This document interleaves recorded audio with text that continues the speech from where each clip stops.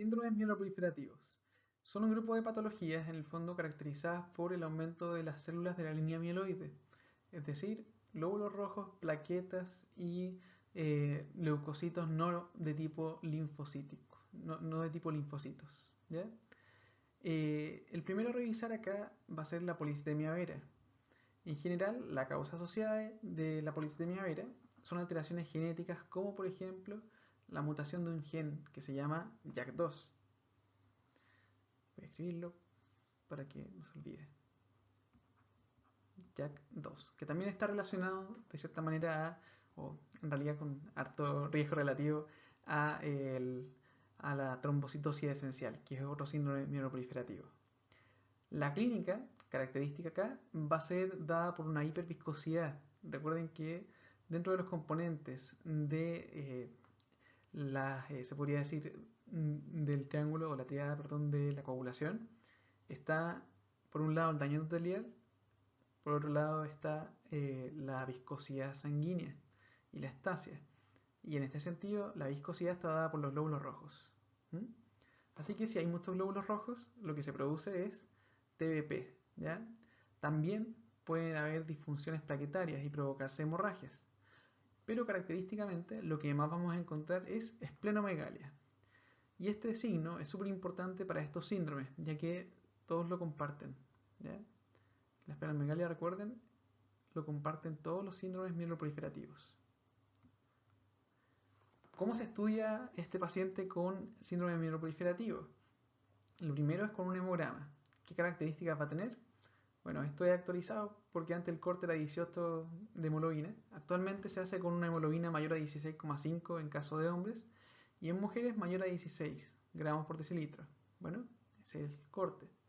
Además de esto, se caracteriza por presentar una eritropoyetina disminuida.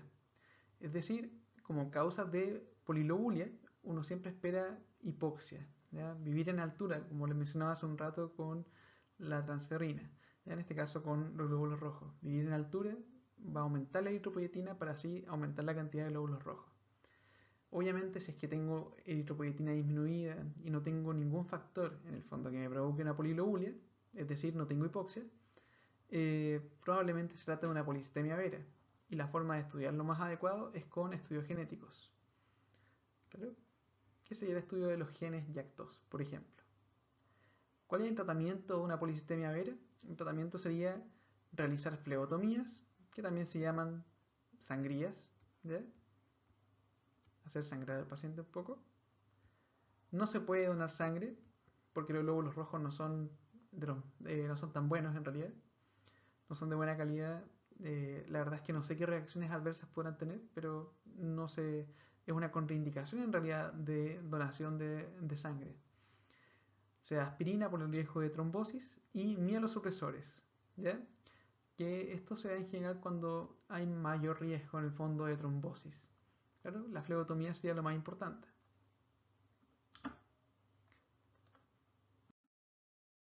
Síndromes mieloproliferativos, trombocitosis esencial. La definición de esto en el fondo es tener una elevación de plaquetas muy alta, sin una causa que lo explique más allá de un síndrome mieloproliferativo. Como causa de trombocitosis, en el fondo existen varias cosas que las pueden provocar. ¿Ya? En este sentido, la trombocitosis esencial es una de las causas primarias y también otros síndromes mieloproliferativos, como por ejemplo la policitemia vera. Esta última va a tender a presentar aumento de las plaquetas. O también la leucemia mieloide crónica, que también se presenta con aumento de las plaquetas. Causas secundarias de elevación de las plaquetas son más frecuentes que las primarias, ¿eh? Y corresponden a reactivas por inflamación, es decir, reactivas a cualquier cosa, prácticamente a cualquier infección, eh, reactivas a una enfermedad inflamatoria crónica, como sería el caso de una artritis reumatoidea. Les pido disculpas si es que la nombro como ejemplo, pero es como la más completa, junto con el lupus. ¿Ya? Y el déficit de hierro, como lo mencioné anteriormente, también va a provocar disminución de la cantidad de plaquetas. Clínica. La clínica que va a presentar esta enfermedad va a ser por un aumento, ¿ya? O una disfunción plaquetaria, es decir, por un aumento de la plaqueta, de la cantidad de plaquetas, me pueden provocar trombofilia, y por una disfunción plaquetaria me pueden provocar trastorno de la hemostasia. Por lo tanto, es un paciente que va a estar ahí, entre esos dos, con una gran cantidad de plaquetas. El estudio nos va a mostrar una hemoglobina que esté normal o un poco aumentada, plaquetas que van a ser mayores a 450.000, con leucocitos que deberían estar normales, ¿ya? Incluso se pueden encontrar plaquetas mayores a 1.000.000. En el frotis, lo que podríamos encontrar son plaquetas que sean grandes e hipoglanulares, ¿ya? O sea, tienen poca cantidad de vesículas con contenido en el fondo de la coagulación, y esto provoca que sean más disfuncionales. La conducta frente a un paciente con esta enfermedad sería dar aspirina para prevenir en el fondo la chance de presentar una trombosis, y los mielosupresores, claro, como la hidroxiurea que está aquí, que en el contexto de alto riesgo de trombosis. Eso es bien importante de mencionar. Leucemia mieloide crónica. Bueno, suena como una neoplasia, pero es un síndrome mieloproliferativo, y que en realidad, en cierto modo, pasa a ser neoplasia. ¿Claro? La causa de la leucemia mieloide crónica es bien estudiada y se llama el cromosoma Filadelfia, que es la translocación 922. ¿Ya? Translocación 922. Va a tener clínicas y hemogramas característicos dependiendo de la fase. Tenemos una fase crónica, ¿ya? Que en realidad los síntomas acá son muy variables. Puede tener un poco de baja de peso, un poco de compromiso de estado general y febrícula quizás, pero nada muy marcado. Y lo que sí va a llamar la atención, en este caso, es la esplenomegalia. ¿Ya? Esplenomegalia. En la fase crónica también vamos a encontrar, si le hiciéramos un hemograma, una hemoglobina que va a estar normal, con leucocitos que van a estar un poquito aumentados, ¿ya? Y plaquetas que van a estar aumentadas también, ¿ya? Esos leucocitos aumentados van a ser a expensas de un aumento de los polimorfos nucleares neutrófilos, ¿ya? Y un aumento de los basiliformes, que también son los inmaduros, ¿ya?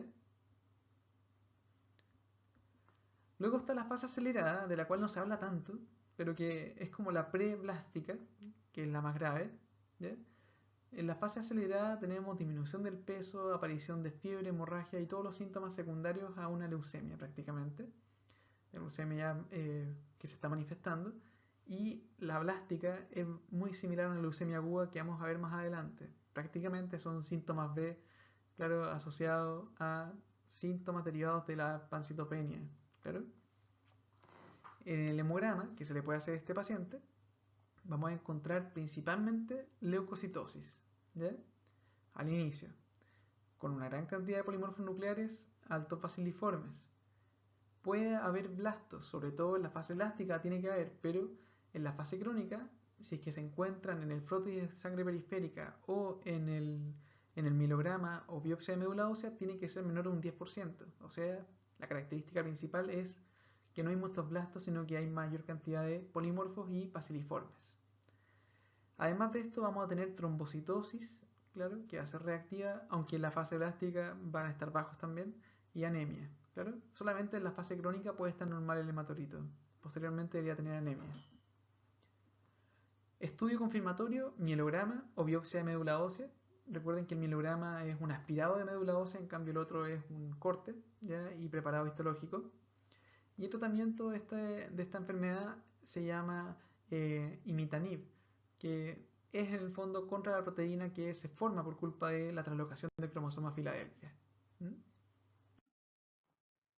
Síndromes mieloproliferativos, el último es la mielofibrosis. Claro que al contrario de los anteriores, acá no hay mucha mieloproliferación. Claro.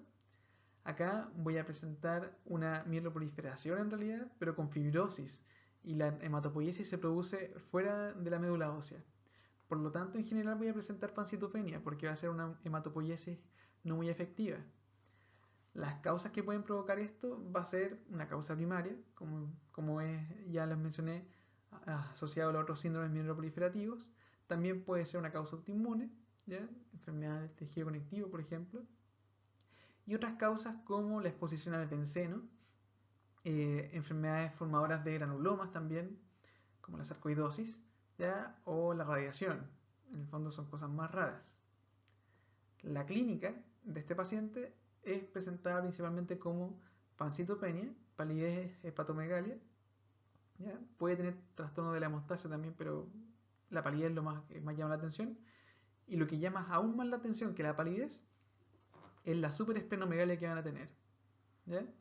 Tiene una esplenomegalia que en realidad es bastante grande, con varios centímetros de vaso que se pueden palpar bajo el reborde costal izquierdo. ¿Mm? El estudio inicial que pueden ver acá es hemoglobina disminuida, anemia principalmente, anemia, que puede o no estar asociado a leucopenia y plaquetopenia. ¿Ya? Puede tener ambas cosas. Al frotis llama mucho la atención la presencia de dagriocitos, que son glóbulos rojos en forma de lágrima. ¿Ya? Como así.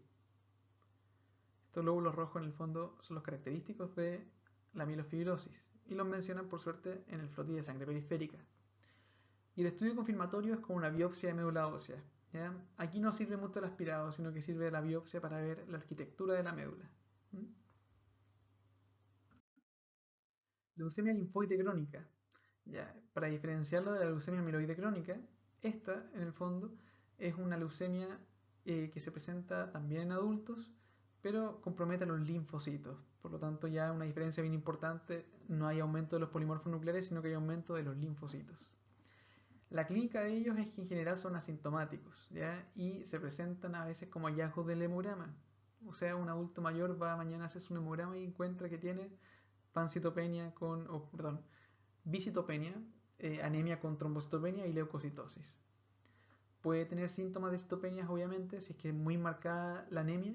Como me llegó una vez un paciente, estaba demasiado pálido, ¿ya? Y además de eso, puede tener también trastorno de la hemostasia, como por ejemplo hemorragia gingival al lavarse los dientes. Pueden haber también síntomas B, es decir, síntomas clásicos de hipercatabolismo, que corresponde a la sudoración profusa, a la fiebre, ¿ya? Y a la baja de peso. También pueden haber linfadenopatías y esplenomegalia. Eso también es otras cosas que se pueden encontrar, pero no es tan característico como en lo anterior.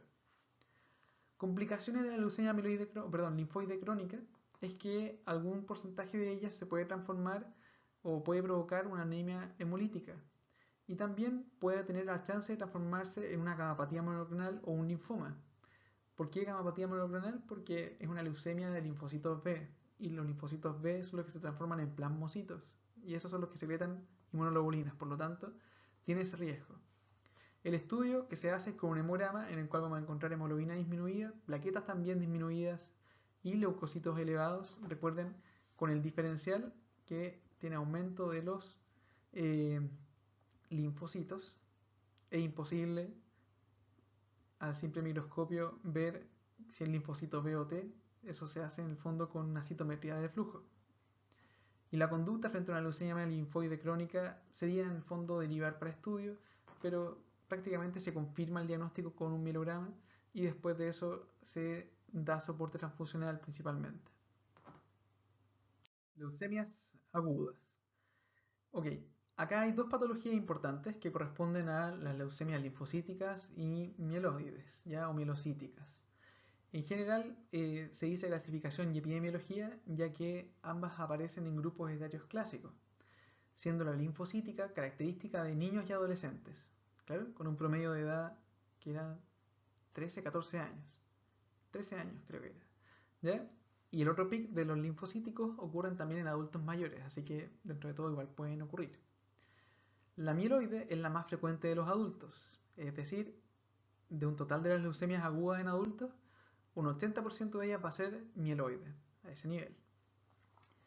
¿Cuál es la clínica de las leucemias?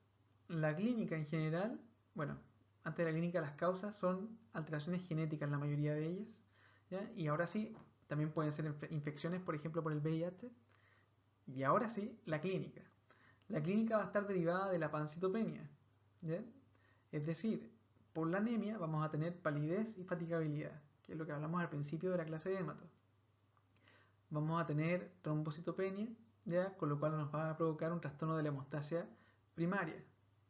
Y la tercera es, en el fondo, las alteraciones de los leucocitos, por la neutropenia que va a haber, me puede provocar también fiebre, claro, o infecciones. Disculpen por eso, pero la fiebre me quedó al revés ahí. Debe haber sido neutropenia, fiebre. Además de esto, puede tener síntomas B, que como lo mencioné hace un rato, no lo escribí eso sí, recuerden que es sudoración profusa, que a veces dicen sudoración nocturna, pero es profusa en realidad. Profusa, más fiebre, más... eh, oh, se me fue la otra. Fiebre, sudoración nocturna y disminución de peso. Perdón por esa pequeña... Me dio un tía, en realidad, un accidente isquémico transitorio y por eso se me olvidó. Recuerden que estos eran los síntomas B.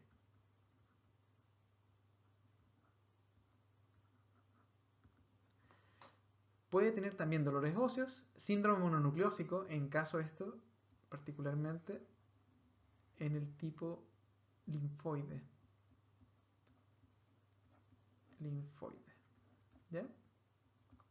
Y además puede aparecer una coagulación intravascular diseminada, que es como una mezcla entre un trastorno de la hemostasia con una trombofilia, ¿ya? Algo bien complicado.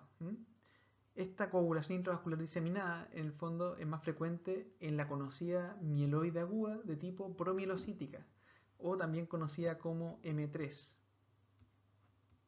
o promielocítica, ¿ya? Que es la que se preguntó en el UNACOM de julio de este año. El estudio inicial de las leucemias agudas en general se hace con un hemograma. ¿Qué cosas vamos a encontrar en común en ambos tipos de leucemia? Hemoglobina que va a estar disminuida, por eso tenemos la palidez y los síntomas derivados de anemia. Plaquetas que van a estar disminuidas, ¿ya? Y los leucocitos variables.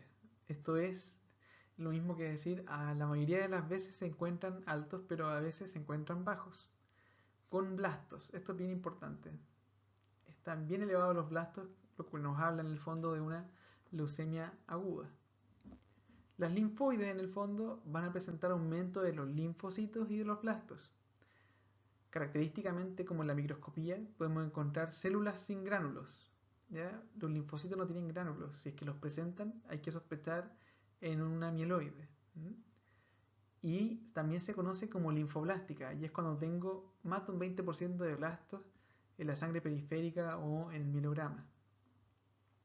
Las mieloides, por el contrario, tienen una gran cantidad de polimorfos nucleares y también de blastos, ¿ya? Pero no así basiliformes, o sea, la fórmula inmadura no se considera acá, al contrario de la leucemia mieloide crónica. ¿Claro? Esto se llama, en el fondo, este fenómeno, se llama hiato leucémico. Es decir, tengo muchas células iniciales, muchos blastos, y muchas células finales o polimorfos nucleares, pero ninguna célula entre medio. Además pueden presentar bastones de Auer, que esto es algo que apareció en la pregunta de la leucemia promielocítica. Los bastones de Auer son, en el fondo, unos gránulos ya que tiñen con eosinofilia, con hematoxilina eosina, perdón, de tipo eosinófilo, ¿ya? Se marcan de esa manera y aparecen en las leucemias mieloides agudas. ¿Claro? Recuerden, gránulos. Con respecto al asterisco que está aquí, de que los leucocitos eran variables, recuerden, en algunas ocasiones pueden estar bajos. Y en este caso se conocen las leucemias en realidad leucemias aleucémicas. ¿Ya? Ahí dice amielocíticas, pero es aleucémica. Bueno, que es un 10% del total. Pero va a presentar una gran cantidad de blastos.